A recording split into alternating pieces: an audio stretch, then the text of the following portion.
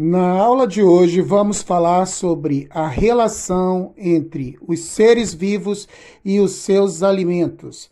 Vamos conhecer um pouco mais sobre cadeias alimentares. Caderno pedagógico aberto, muita atenção. Vamos começar a nossa aula de hoje, que será muito divertida. Preste bastante atenção e vamos começar a estudar. Olá, crianças! Olá, estamos de volta mais uma vez para dar início à nossa aula de ciências lá do nosso caderno pedagógico, aula de número 15, páginas 31 e 32. Nós vamos falar hoje sobre cadeia alimentar, que nada mais é do que a relação entre os seres vivos e os seus alimentos e a sua sobrevivência, tá? Nós vamos então pensar o seguinte. Primeira coisa a pensar. Planta se alimenta? Como que uma planta se alimenta? Ora, a planta é um ser vivo e todo ser vivo se alimenta. Mas a planta tem boca, tio Márcio? Claro que não, né? A planta ela retira o seu alimento através de um processo chamado fotossíntese. Como que isso se dá, crianças? Ela absorve a luz solar, né? Tira do ar o gás carbônico, absorve a luz solar e esse processo químico que se chama fotossíntese, nesse processo, quando ela absorve o gás carbônico do ar e absorve a luz solar, ela furta a luz solar, ela transforma o gás carbônico em oxigênio, ela libera o oxigênio. O oxigênio que você respira é o produto do alimento da planta. Daí a importância da preservação da natureza, da preservação das matas, da preservação das plantas, tá? Temos aí a planta que produz o seu próprio alimento. Os seres que produzem os seus próprios alimentos são chamados de autótrofos. Um nome estranho, né? Mas são seres que produzem o próprio alimento. A planta, no caso, é um ser produtor. E quem é que se alimenta da planta? Quem que se alimenta da planta, gente? Hein? São os animais herbívoros. Vamos citar alguns exemplos de animais herbívoros aí? Nós temos o quê? O boi, né? A vaca, o carneiro, né? Mais o quê? Mais um animal herbívoro aí. A girafa, certo? Então, a planta, já sabe, a planta se alimenta da luz solar e retira do ar o gás carbônico e transforma em oxigênio. Ela é produtora de alimento, certo? Quem se alimenta da planta é o herbívoro, né? E quem que se alimenta do animal herbívoro? É o carnívoro. E quem são os animais carnívoros? Vamos citar o exemplo de alguns? A onça, né? O homem, certo? A onça come a vaca, certo? E o homem come a vaca também. Pois é, crianças. Mas o homem não é só carnívoro, porque ele também se alimenta de plantas. Ele come vegetais, certo? Ele come verduras, ele come folhas, né? Então, se o homem come folhas, ele é herbívoro? Posso dizer que o homem é um animal herbívoro? Aí a gente vai entrar numa outra categoria. Quando o ser vivo, que é o homem, ele se alimenta de animais, da carne, e se alimenta das plantas, dos vegetais, ele é chamado de onívoro. Um outro exemplo de animal onívoro é o quê? O macaco. Daí a relação entre o homem e o macaco, estão lembrados, né? Que a gente fala lá da antiguidade, né? Que na teoria da evolução das espécies, o homem veio do macaco e tal. As semelhanças, né? As semelhanças entre o homem e o macaco não param por aí. Tanto o macaco quanto o homem se alimentam de plantas e de carnes. Vamos lá. Pensando agora na cadeia alimentar. A planta produz o próprio alimento. A vaca come a planta. O homem come a vaca. E quem é que se alimenta do homem quando ele morre? Quem é que se alimenta do homem quando ele morre? os micro-organismos, né? O nosso corpo se decompõe e vira alimento para fungos e bactérias, que são micro-organismos que se alimentam da carne humana e da carne dos animais em decomposição. A essa outra classe na cadeia alimentar, chamamos nas ciências de decompositores, tá? O que eu preciso de entender, então, no processo da cadeia alimentar?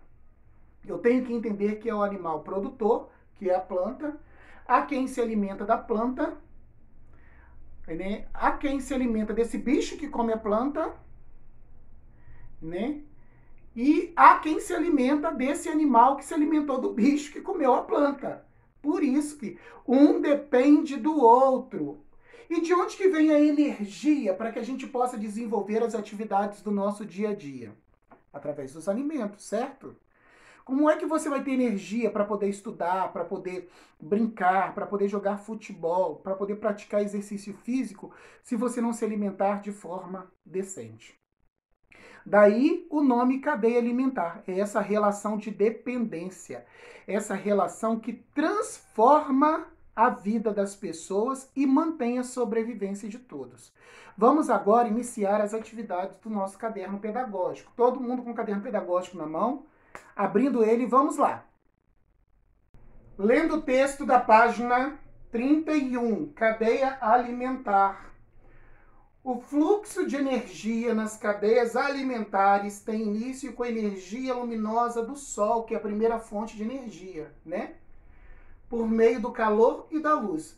Os produtores produzem o próprio alimento. São chamados animais o quê que eu tinha falado? Autótrofos, né? Seres autótrofos. São as algas e as plantas. As algas e as plantas produzem os próprios alimentos, certo? Os consumidores são aqueles que podem ser herbívoros, que consomem as plantas, carnívoros, que comem carne, e onívoros, que comem plantas e carnes. Aqui não citou onívoros, mas os onívoros são assim, eles comem tanto a planta quanto a carne, tá bom? Para completar, temos os decompositores, que são as bactérias e os fungos. Cadeia alimentar é a sequência de organismos que servem de alimento uns para os outros. Lembra que eu falei? A dependência. Aqui no quadro, ó, na nossa parede. Um exemplo de cadeia alimentar aqui, ilustrado para vocês. Um dependendo do outro, tá vendo? Prestem bastante atenção. E agora vem como é que se dá esse processo. Um alimenta o outro. Tá vendo? Fácil, né? O desequilíbrio ecológico ocorre quando algum elemento animal ou vegetal é adicionado ou subtraído. Essa mudança pode originar reações em cadeia e repercutir diretamente no funcionamento do ecossistema. O que é o desequilíbrio ecológico? É quando eu desmato, né?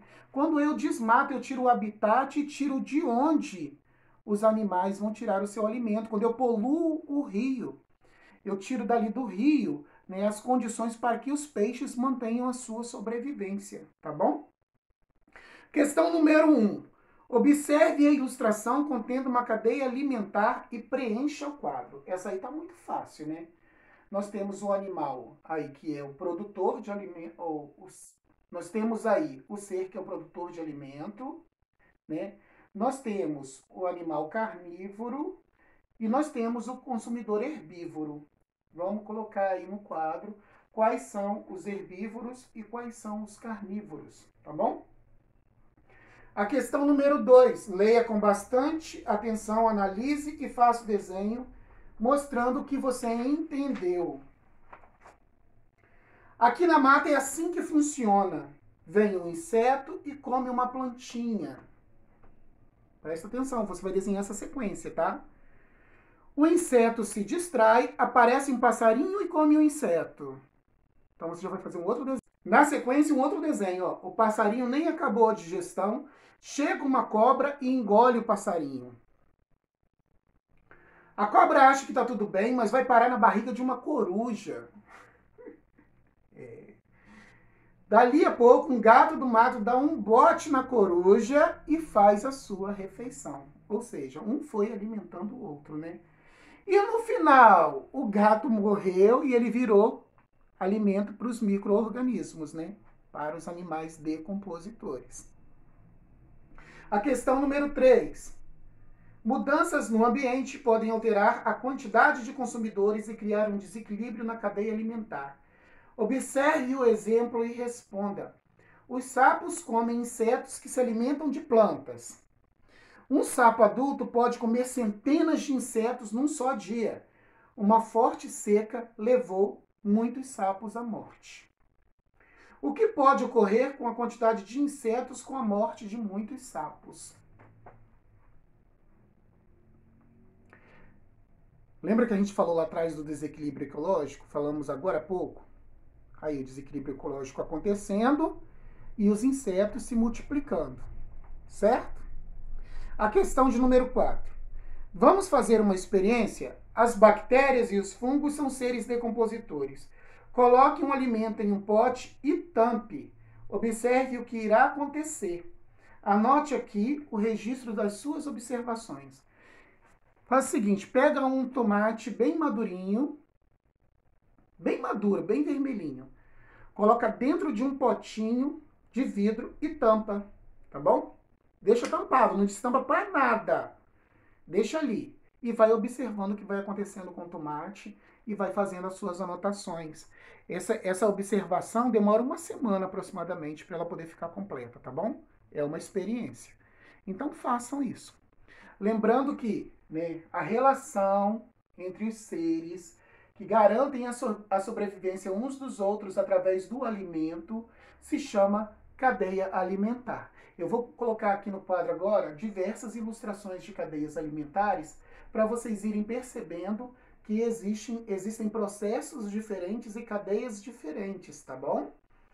Então, agora é mãos à obra. Eu acredito que todos vocês entenderam. A aula hoje foi rápida, né? Um assunto que é interessante pra gente. E você? Você, criança, é carnívoro, herbívoro, onívoro? O que você é? Pergunta para o papai e para a mamãe e, de acordo com a aula, tirem as suas conclusões. Aguardo vocês na nossa próxima aula. Tá joia? Beijão.